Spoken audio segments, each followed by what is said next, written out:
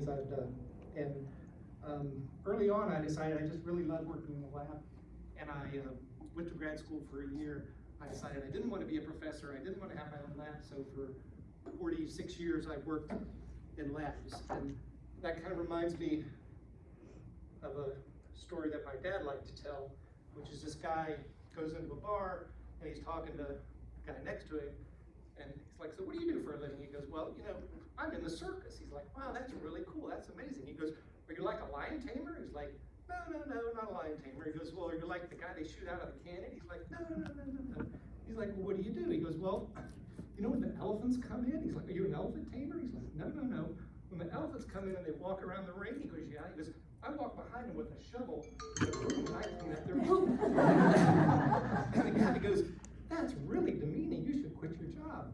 And the guy goes, what, and leave show business? So, that's a little bit the way I feel sometimes, but I've got to be in show business. And I've got to tell people for the last 28 years that I work at the National Cancer Institute. So it's been a lot of fun, and I've had an amazing career. So the very start is actually kind of got started in high school. So I was at a school where they had a science research program where you could work on a project for the year. And so you had to come up with your own project. So I got a hematology book that my brother gave me, and I read through it, and I came across the story of sickle cell anemia, and I thought it was fascinating.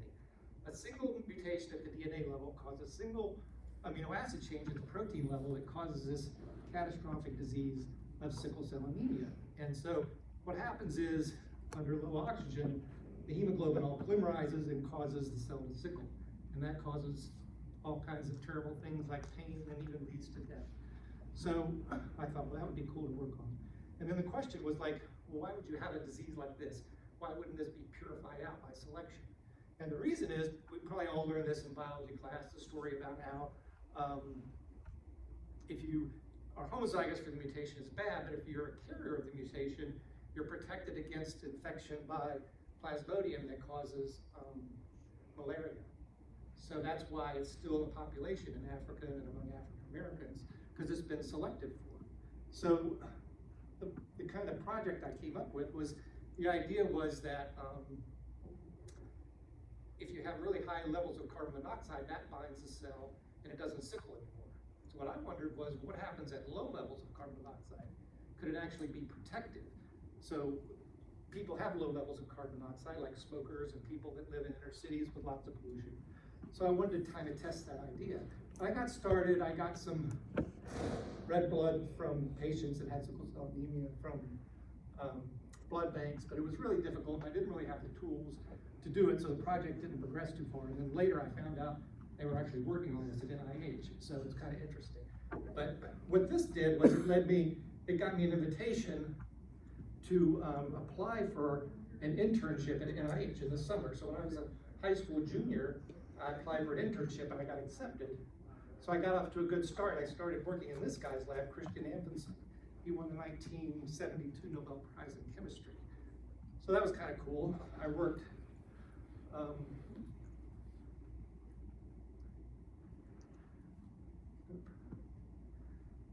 go back.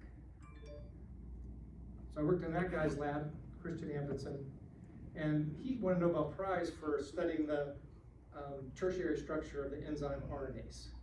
And so at the time, what he was doing is doing X-ray crystallography of staphylococcus nuclease. So they needed somebody to purify this enzyme over the summer. So that's what I did.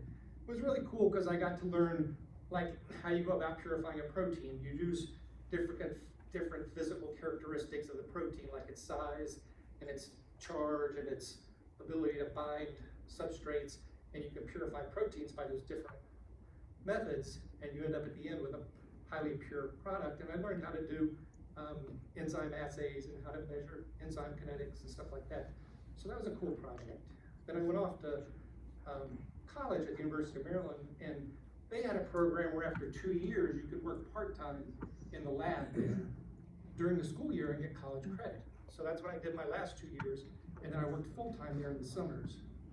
So I worked for this guy, John Caesar, who was a really nice guy. He studied, he's at the National Institute of Dental Research, so he studied plaque formation and periodontal disease. So bacteria that he was studying, Actinomyces viscosus, it's got two different types of fimbriae sticking out on it. It's got one that allows it to grab hold of a tooth, so it can colonize a tooth, and it has a second one that can bind a bacteria that got to the tooth before it did. So it's this sort of amalgamation of all these different bacteria that can bind each other in the teeth that causes plaque formation. And so John had noticed that a different strain of Actinomyces, Actinomyces naeslundii, could bind to teeth, but it couldn't bind to, or no, other way around. It couldn't bind to teeth, but it could bind to bacteria that were already on the teeth. And so what I did was I made mutants and made antibodies and did some immunostaining, and I was able to show that this bacteria basically only had one of those two types of pili. So after a couple of years there, I went off to grad school at Stanford. I worked for this guy, Stanley Falco, who's a really famous guy. He's sort of the father of molecular pathogenic microbiology. So in the early days of cloning, he was involved in development of all these plasmids that you use for cloning, and he was studying what the pathogenic factors are that make bacteria pathogenic. And so he was doing that by transferring in factors to non-pathogenic bacteria and showing now they're pathogenic. And so that's kind of how he teased out all the different pathogenic factors in bacteria. So the project I worked on with David Lowe, who was in the lab, he was a postdoc, was there was a strain of E. coli that could cause pyelonephritis, kidney disease, kidney infections, and urinary tract infections. So it had a pilus like the Actinomyces did that allowed it to adhere to cells, like in the urinary tract, to cause infection. And so what we worked on was showing that a lot of these pathogenic factors are carried on plasmids, but the plasmids it's good because then they can be transferred to other bacteria. E. coli can transfer antibiotic resistance via plasmid to Salmonella by conjugation.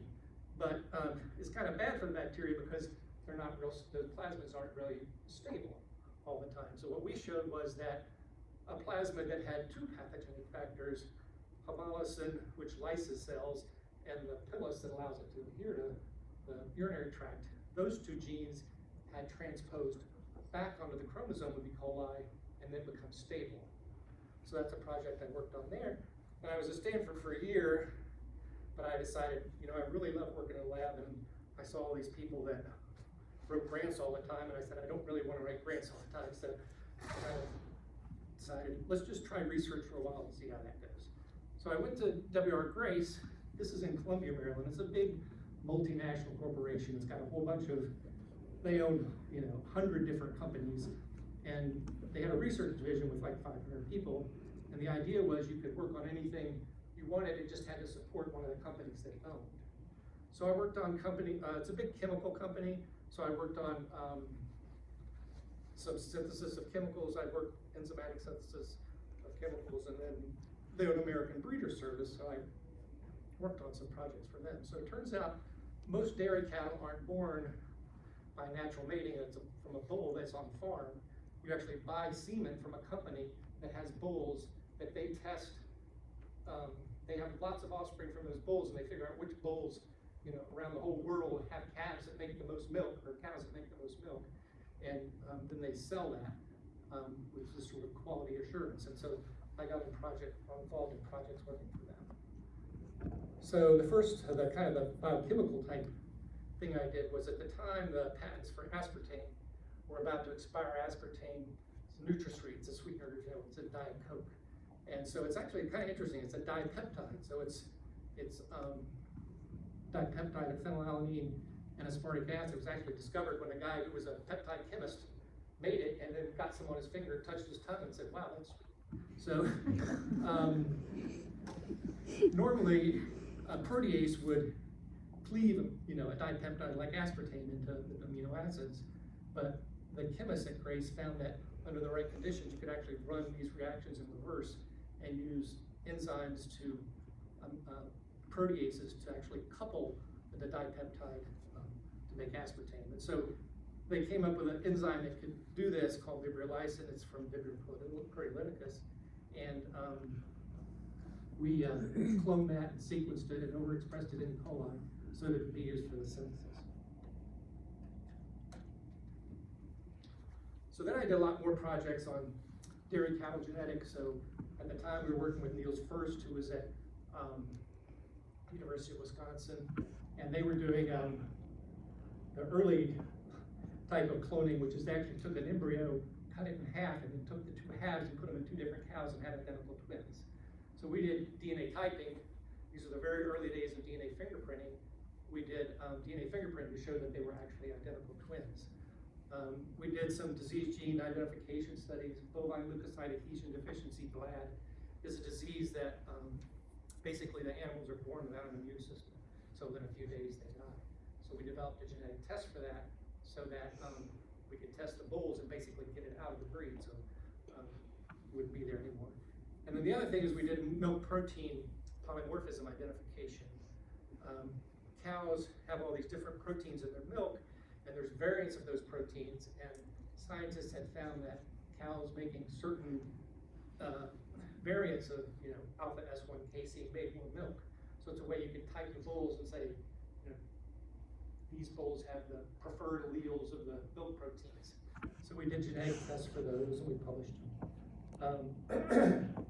The other thing we did was looking down the road at making one-day transgenic animals. We made some expression vectors. So you probably have seen the ads for bovine growth hormone-free milk that you can buy. So what dairymen can do is they can, normally you breed a cow, it has a calf, and then it lactates for some period of time, and then it stops lactating.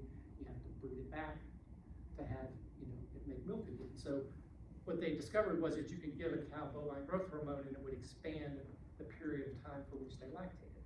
So what we thought was, well, why don't we just make a construct where we take the bovine growth hormone gene, put it in front of give it a promoter to drive the expression that's turned on during lactation, like prolactin. So we made constructs that had a prolactin promoter enhancer and hooked it up to bovine growth hormone and had it drive expression. So we published that and patented that. And then along the way, I went to Johns Hopkins at night and got a master's. And so what we were doing then, the next kind of project we were working on was, this was in the early days of fluorescence-based DNA sequencing.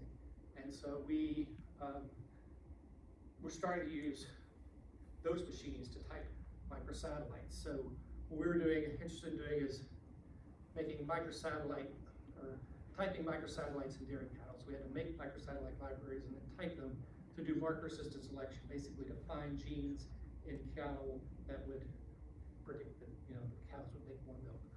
So, but then about that time, some accountant at Grace says, well, Grace has actually worked more money on paper if we sold off all these companies. So they started selling off all these companies and they laid a bunch of people off.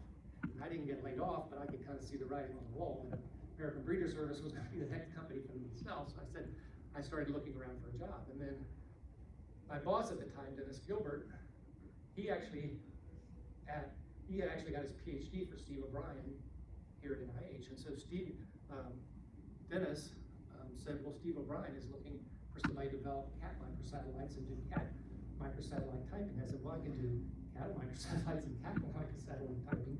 So that's what brought me to Steve's lab. So I worked for 20 years for Marilyn Raymond in Steve O'Brien's lab. And so what his main project that I was to work on was, he wanted to use the cat as a model system for human disease. So he wanted to find diseases that were genetically heritable and have a big pedigree of those, and then map them and figure out what the mutation was, what the gene was, and what the specific mutation was causing some disease in cats that could be used for model for human disease. And so that's what I did with Marilyn. That was kind of my main job that I did, and then we would get pulled off on little side projects along the way, so I'm going to talk about some of those side projects as well. Here's one of those side projects. So we developed cat microsatellites, and this guy, Roger Savoy, had a murder case up in Canada. He had some cat samples that were associated with his murder case, so he called everybody all over and trying to find somebody who could do cat DNA typing. And this was at the same time like the O.J. Simpson trial was going on. And so somebody finally told him, well, Steve O'Brien is works on cat genetics, and if he's gonna be the only one that could possibly do it. So Roger Savoy called Steve and said, hey, I've got these cat hairs, and I wanna know if it came from a specific cat. Could you do that? And Steve came to me and said, well, I worked on DNA fingerprinting in cows, so, and I had read a lot about, in learning how to do that, I had read a lot about human genetics and DNA typing in humans, and, theoretically we could do it. And then he went to Marilyn Raymond, who was my boss, and said, what do you think? And Marilyn had also done a lot of reading, and she's like, well, we'd have to make a database. It's really complicated because you got to track all these samples in a forensic system, everything got to be double witnessed. You have to do some kind of proficiency test to show that you know how to do this. We'd have to do some kind of population database of cats in Canada to know what the frequencies of these different alleles are. It would be really hard, Steve. And Steve said, okay. So we went to Roger Savoy and said, yeah, we'll do it. So the case was this poor woman, Shirley Duguay. She disappeared on October 3rd, 1994. They actually didn't find her body. This was in Prince Edward Island in Canada, way up north. So this was in the fall, and then winter came, and they couldn't find her body because she was buried under snow. And then when things thawed out in May, they finally found her body, but by that time we'd already done all the typing. So the story is that she disappeared. They had a search for her. They found her car, which was covered in her blood, and but they couldn't find her. So they started this huge search. They got volunteers from all over to just walk all over Prince Edward Island looking for anything. And they didn't find her, but they found a trash bag, and inside that trash bag was this brown leather coat that Roger Savoy is holding up in court, and some shoes. And the coat had blood all over it. They typed the blood and showed that it came from Shirley Duguay. So they said, well, whoever wore this murdered Shirley Duguay and then threw it out in the woods because they didn't want to get caught with this coat. And so, but then Roger Savoy looked inside the coat and he saw all these black cat hairs. Well, the suspect in the case was Shirley's ex-husband, who had just gotten out of prison and was living with his parents. And so Roger Savoy went over to talk to him, and he noticed he had a white cat. So he says, aha. So that's what we did. Roger Savoy subpoenaed the cat. He went to Douglas's Beamish house and got the cat and said, I'm taking your cat away and I'll bring it back. And they said, why? And he said, I don't have to tell you why, I have a subpoena. So then he had done this before with humans, where he took them to get, samples, and he had to ask for their permission, and he didn't know what to do. So he read the little statement to the cat saying, here's some blood testing, and the cat said, meow. So he took it as a yes, and they had blood drawn from the cat. So the thing about DNA testing is, it's really great because you can find these criminals who are guilty, but the other thing is it's really great because somebody who's a suspect can be exonerated. So we really hoped we could do this, but we didn't really care one way or another if that was his cat or, the white hairs on the jacket came from his cat or not. We just hoped we could do it. So we extracted DNA from the root of a cat hair, and then this is kind of one of those very few eureka moments you get in science where, flip on the light of the UV gel box, and we saw this band. We said, aha, it's gonna work. We've got DNA, there's a ton of DNA there, we're gonna be able to type it. So this is some of the evidence that we showed in court. That's basically we drew the blood and extracted DNA, and we extracted DNA from the hair, and it was a match. And so we had to do a database of cats in Canada to say what's the probability of that random match, and it was 1 in 68 million. So then we had to do a proficiency test where the Royal Canadian Mounted Police Forensic Lab sent us blood spots from different cats and said, can you tell us which ones match? So we did that, and we found ones that matched, but then we found 2 samples that were kind of weird and gave funky bands. And then we had run human DNA on there as well, just as a control, and they had funky bands, the same funky bands. So we said, aha, they probably tried to trick us and give us some human samples. So we took human microsatellites, typed them on the samples, and we saw these bands. But then we had to say, well, somebody could say, well, we contaminated those samples. So we extracted DNA from my hair and from Marilyn's hair. And funnily, Marilyn's hair was black, but when you put it in the liquid to digest it, all the dye came off.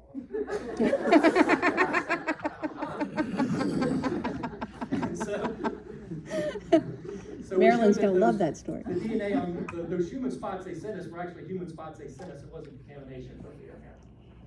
So they tried to trick us, but we passed. So Meryl, Steve, and I went up to Canada and we testified in this murder trial, and Douglas Beamish was convicted. And everybody had to use try to cute lines to get the, for their titles. Cat hair finds way in the courtroom in Canada and Canadian murder trial in the New York Times. Not too many people can say they've been in the National Enquirer. Catastrophe for criminals. So we published this in Nature. This was the first case anywhere in the world where animal DNA was used in human murder trial. And there is actually, Victor, a show on, there was on Yeah, this. it's been on all the detective, forensic files, and all those people came through and filmed. So then what we did was we worked with, NIH wasn't real keen on us doing this. So they said once and never again. So we worked with John Butler at NIST, and we developed a system where we could type 12 microsatellites all at once with like an anagram of DNA. So, and then we ran databases on all of these. And so we developed a system where now the forensic labs can type samples themselves if they want. So then we get back to the kind of nitty gritty of what we were doing, which is, we wanted to use CAT as a model system for human disease, but first we had to make these maps. So we isolated all these microsatellites, typed them through these pedigrees, and we made linkage maps with Alejandro Schaefer down at HGRI. We worked with Bill Murphy, who's a scientist in the lab, who's now a professor at Texas A&M. We built radiation hybrid maps. And then we got to the fun part of just starting to use these linkage maps that we've been spending years building, actually start finding mutations. So the first one we found, working with John Fife at Michigan State Vet School, was we found a mutation in a gene called LIX1. Actually, it's a big deletion, 140 kb deletion, that causes spinal muscular atrophy. We worked with Christina Narstrom at University of Missouri on a cat model system for human retinal degeneration. So these cats are born, they can see, and then they, over time, they lose their vision. And interestingly, as they're losing their vision, they kind of memorize where everything is. And so, like, people don't even know they're blind. We had a vet in the lab who had a blind cat who didn't even know it, James Keeler. So that turned out to be a single base change that activated a cryptic splice site, so it makes splice variants. And then back to some side projects. So Steve had a real love for conservation biology. And so he had always kind of side projects going on since we had cat genetics tools. He had all kinds of projects going on with lions, tigers, and panda bears. And he had grad students in the lab that would work on these projects, and I would get involved in helping them out sometimes. So we worked with Dave Wilt down at the National Zoo on some projects involving giant pandas. And so it turns out that giant pandas, they're getting better, but this was 20 years ago. It was really difficult to breed them in captivity. So these breeding centers in China had like one giant panda that they could use to naturally mate to all their females, and then they would have other pandas that were like too aggressive to mate. And Dave Wilt was like a world expert in reproductive physiology and taught them how to do like AI. So what they would do, they really wanted to have cubs every year. So they would naturally mate the one panda they had, and then they would artificial inseminate with other pandas. So the thing is, they never knew who the father of any of the animals that they had born was. And so we had developed microsatellites for giant pandas, so we could go in and type them and give them paternity. So that way they would know, for all these zoos maintain stud books and who figure out to avoid inbreeding depression, who's the best breed to who, when they swap animals around. So that's what we did. So a couple places I visited with Sun Shan, who's the woman standing next to me there at the bottom. She was a grad student in the lab at the time. We went to China. We collected buccal swabs from the pandas at the giant Wulong Breeding Center, which is out in the mountains. And this is where the giant pandas at the National Zoo come from, Wulong. And so we collected samples from them. Then we went to Chengdu and collected samples from the breeding center there. And then we got Applied Biosystems to donate an automated DNA sequencer so that we could actually set up a lab there. So while we were there, we set up a lab and typed the samples for them, but then we trained them how to do the samples, and we left all the equipment behind for them, so in the future they could do this themselves. So we trained people from Chinese Academy of Sciences, the woman in yellow at the bottom, the guy with the stripes is from Beijing Zoo, and the other people are from Chengdu. So we were able to put together these pedigrees and figure out who the parents were. And one of the interesting questions was, who were the parents of Mai Shang and Qin Qin, who were at the National Zoo? It was actually possible that they were half brother and sister because they had artificial insemination in their background, so they didn't know who the parents were. So we actually typed them. So you thought I was joking about being like the guy who picks up elephant poop. There they are leading the panda enclosure at the National Zoo, and then I go in and clean up poop and take it back to the lab and extract it DNA from it that we could use. So we showed that the two, Mai Shang and Tin Tin, weren't related to each other, and so they ended up having cubs. So Steve had this love of conservation genetics, and he had this desire to kind of train the next generation of conservation geneticists. So he had a class. So what Steve was always trying to do is like take the most up-to-date, tools that were developed for human biomedicine and apply them, to the study of cat genetics and then to conservation genetics. So he wanted to train the next generation of conservation geneticists in all these tools. So he started a course, a 2-week summer course it was graduate students and postdocs and professors from all over the world came to this. So we taught it for several years out at the Conservation Research Center for the National Zoo in Front Royal. And then Steve, after a while, said, well, it'd be fun to go somewhere else. So we taught this course at White Oak Plantation in Florida. It's a privately held conservation research center. So they have rhinos, and it's a cheetah at the bottom. That one's actually anesthetized. And giraffes and Florida panthers. The upper right-hand corner is Jan Martinson, who's Steve's longtime lab manager, who trained a generation of scientists that went through Steve's lab. We taught the course in Hawaii at the University of Hawaii Marine Biology Institute. So I taught classes in DNA sequencing and microsatellite library, capture hybridization libraries, and typing microsatellites. We actually, ABI again donated instruments that we had, and we actually, people did amplifications and ran things on these machines. This is where some of you may know Bailey Kessing. Bailey Kessing used to work here as a grad student here.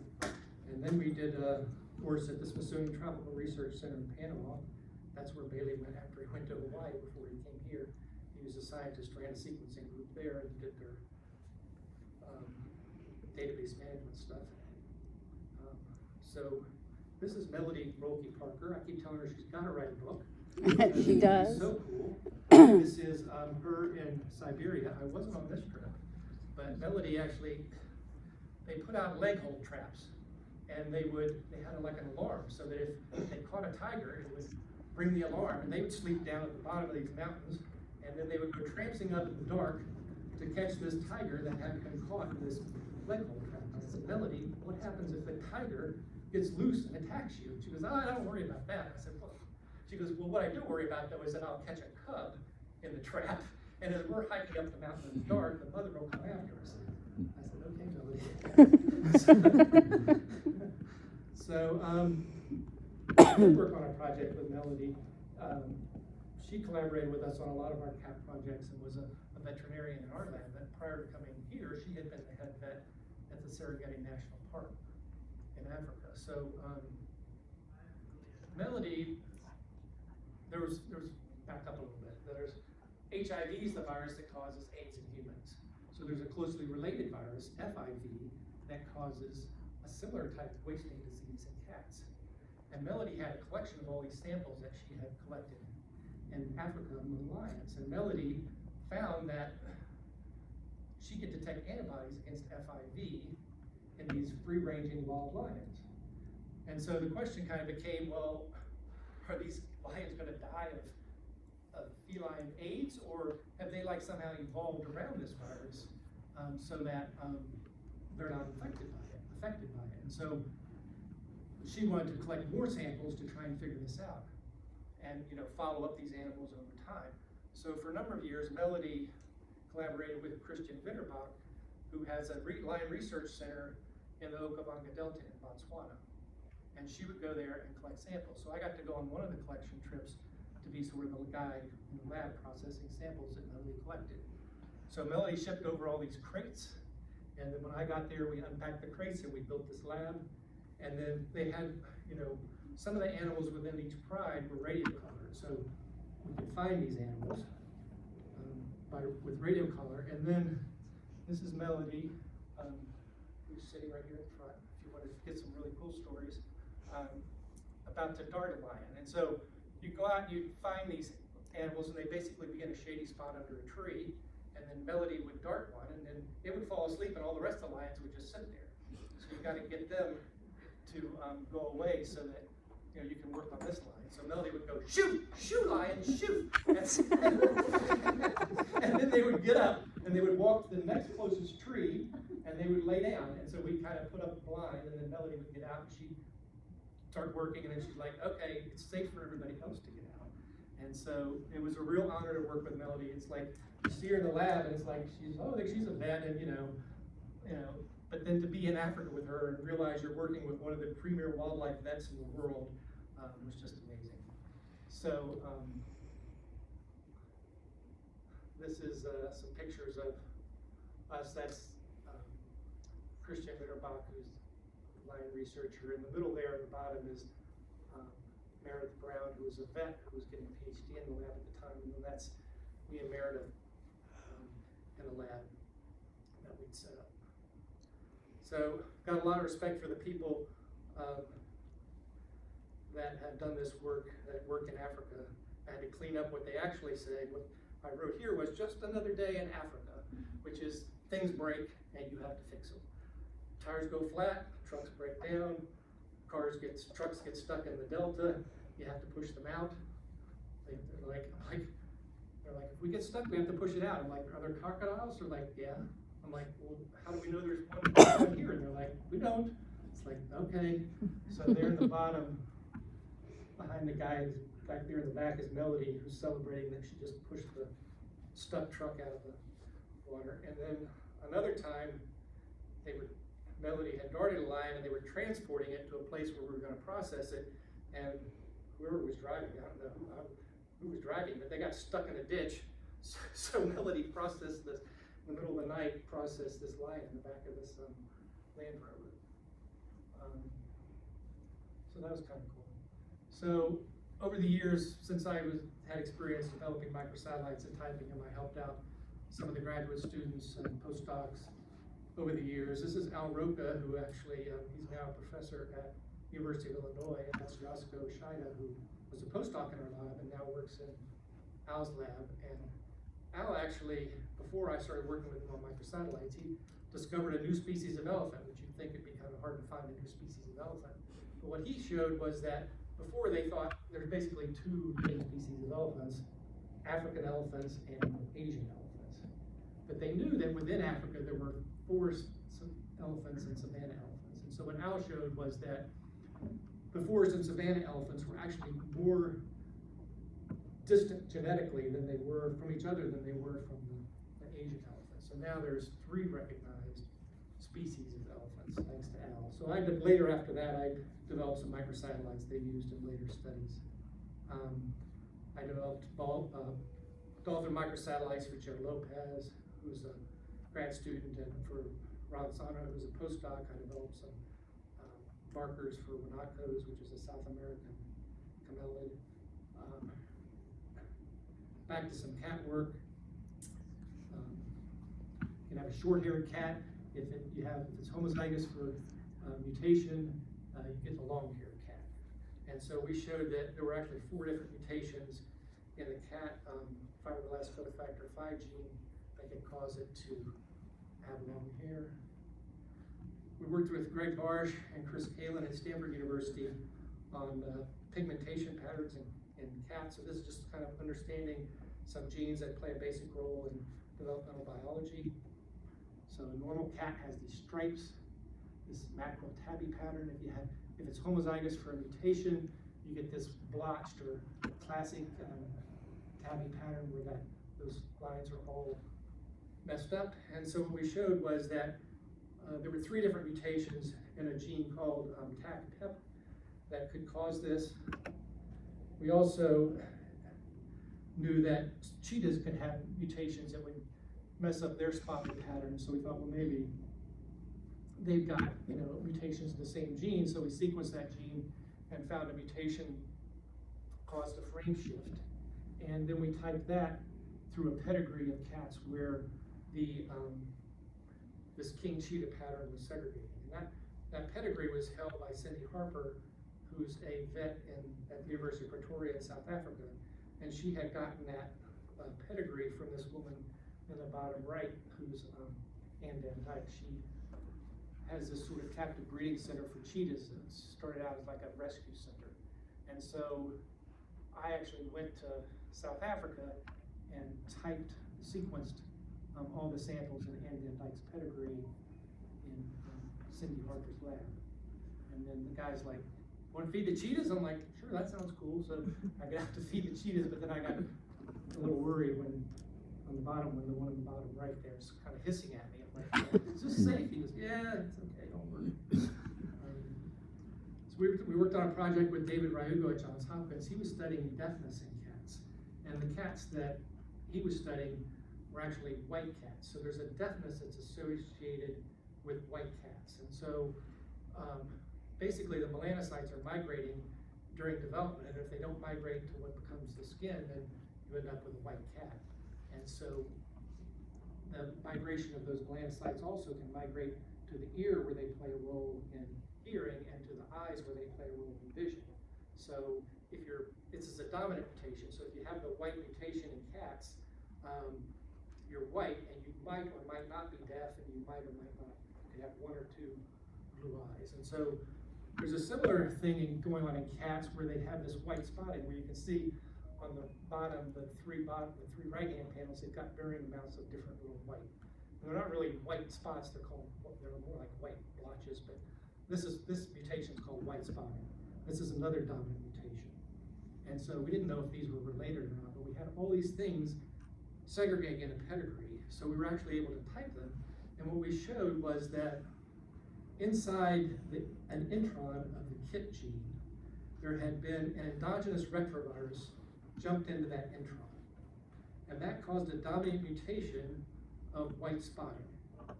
And then what happened later was there had been a recombination event such that just the LTR was left behind. So if you've got both LTRs and this big endogenous retrovirus, you're white spotted. And if you just have the LTR, then you're white. So over the years, I wrote some book chapters. I wrote a book chapter about fluorescence-based DNA sequencing in the first book. The second book, I wrote a chapter about the typing in giant pandas. And then Marilyn wrote an article that I co-authored about non-human DNA typing. That's kind of the development of that system that we had for typing cats. Over the years, I got to give seminars, which I hate doing, but I got to give talks. I talked at the Smithsonian National Zoo and the Smithsonian Natural History Museum and in Chengdu, China. About all those I talked about giant pandas. So that picture is from Chengdu's meeting on giant pandas, trying to convince people in China not to just breed the one male they had to all their females. And then I talked in France. I gave a talk about the long hair mutation. I gave a bunch of talks at high school, elementary school classes about the Snowball case and about the lion work. And I really like talking in elementary schools and high schools. So then, after 20 years, I went for the last 8 years, I worked for Sherry Winkler. And so Sherry kind of has two claims to fame. One is she was a co-author on a paper in Science where they found a mutation in CCR5, which is one of the co-receptors for HIV. And if you have this mutation, this delta 32 deletion, the virus can't bind to the receptor, so you're essentially immune to AIDS. So that's been used to develop different therapeutics for HIV. And then the other thing that she did, she worked with Jeffrey Kopp, who's a physician scientist at NIH in Bethesda, on chronic kidney disease. And so they knew that African Americans have an increased risk of chronic kidney disease. and they wanted to find the genes that were involved in that. And they did that using a technique called mapping by ad-linkage disequilibrium. And they found mutations in a gene called APOL1. And those mutations are only seen in African Americans and Africans, and thus also in African Americans, but not elsewhere. And so it's interesting because it's like, that's kind of like sickle cell anemia.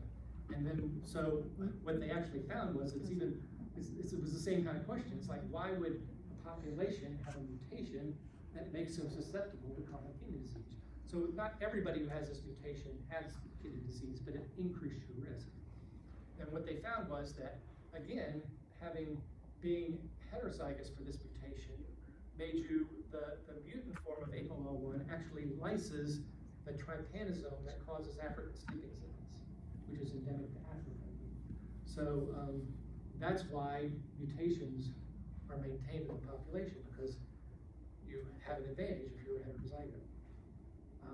So I worked in the lab for the last 8 years on lots of different projects for Sherry. She had cohorts all over the world. She was very involved trying to improve science in Africa, training scientists who came to work for her from Africa, most of whom ended up living in her basement.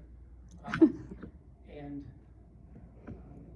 one of the projects I worked on was with Sophie Lemieux, and Sophie postulated that dimerization was playing a role in the activity of APOL1. And so we did fluorescence lifetime imaging microscopy, and we were able to show that APOL1 was forming these multimers. And then with Beth and Jamie in the lab, we did a lot of the extraction sheet. We had a lot of big cohort studies, and where they were looking at, is APOL1 mutations associated with this disorder or that disorder. So we did lots of DNA extractions and APOL1 typing, and also Illumina typing of lots of other, SNP typing of APOL1, and then we got into Illumina typing, and then we were also typed SNPs of other genes that were mutated in patients with chronic kidney disease. There were a bunch of papers that came out of those. A couple of my favorites are the first one, fetal non-maternal APOL1 genotype associated with risk for preeclampsia. So preeclampsia is where when the mother late in pregnancies, blood pressure goes really high. It can be fatal to the mother and the baby, and that's more common again in Africans than it is in African Americans than it is in Caucasians. So it was thought maybe there's a genetic factor involved, and it was known that APOL1 is actually expressed in the placenta, and so they postulated that maybe APOL1 was playing a role. And so a lot of the placenta, the majority of the placental is made up of fetal tissue. So what they were able to show was that actually, if the fetus is homozygous for the APOL1 mutations, it increases the mother's risk of having preeclampsia. And then finally, kind of ending up where I started out, which was with sickle cell anemia. It was kind of a cool story. So people had wondered, it's really bad if you have, 2 copies and you have sickle cell trait or sickle cell anemia. But is sickle cell trait dangerous? Is it associated with things like heart disease and stroke? So Sherry had collaborators that had large cohorts. So we typed sickle cell SNP in these cohorts, and we're able to show that sickle cell trait was not associated with increased risk if you're heterozygous for heart disease or for stroke. So finally, Sherry retired, and then I spent a few months looking for things to do, or finishing up work for Sherry, and then I was looking for things to do, so Bal was kind enough to let me come work in his lab, and Bal and Jody let me work with them, and Kayla and Yulia and Oksana were, taught me how to do library construction for next-gen sequencing. So I spent a couple months doing that, which was fun. And those guys, it's interesting. It's like they gave me all the easy baby samples where they have tons of RNA, and it's like you can't make a mistake. And then they finally said, "Oh yeah, you can make a mistake apparently." But they work on all these crazy samples where they've got, small amounts degraded, and it's kind of half science, half, how many cycles should we do, how long should we digest, and they've got all these different parameters that they play with. But they're doing really important work for the community here at NIH. So the next question is, what's next? Where am I going? So today's my last day, and I'm retiring. And what I'm going to do is I have two daughters. One lives in Houston, and one lives in Maine. And I really don't want to live in Houston. So we're actually going to move to Maine, and my daughter who lives in Maine is actually going to have a baby soon. So that's going to be fun. So down here is Portland's the largest city, so this is southern Maine. Everybody's like, oh, it's really terrible and cold. It is cold in Maine, but where it's really cold is up there. So it's not so bad down here. And where we're moving, this area here, these little fingers sticking out, this area is called Harpswell. So it's got 200 miles of coastline, 4,000 people, no traffic lights. And there are two major occupations, lobstermen and retired. So I'm going to join the retired probably. I don't think I'll be a lobster. So where that yellow dot is, so there's, on the right are the little fingers sticking down, so there's two of these little peninsulas that make up Harpswell. So where the yellow dot is, there in the woods, we're building a house. So that's our house, and it's coming along. It's supposed to be ready in September. We're in the woods there. If you walk down to the end of our street, you have this view of the Catskill Bay, where you can put a kayak in. The upper right is Cape Elizabeth, was once the most famous lighthouses. So there's 10 lighthouses within an hour of our house. And every little cove in Harpswell looks just like that one in the middle, which is just full of lobster boats, where you can go down and buy fresh lobster off the boat. And the bottom is just a pretty beach there. So thanks for coming. Thanks for your attention, and it's been fun.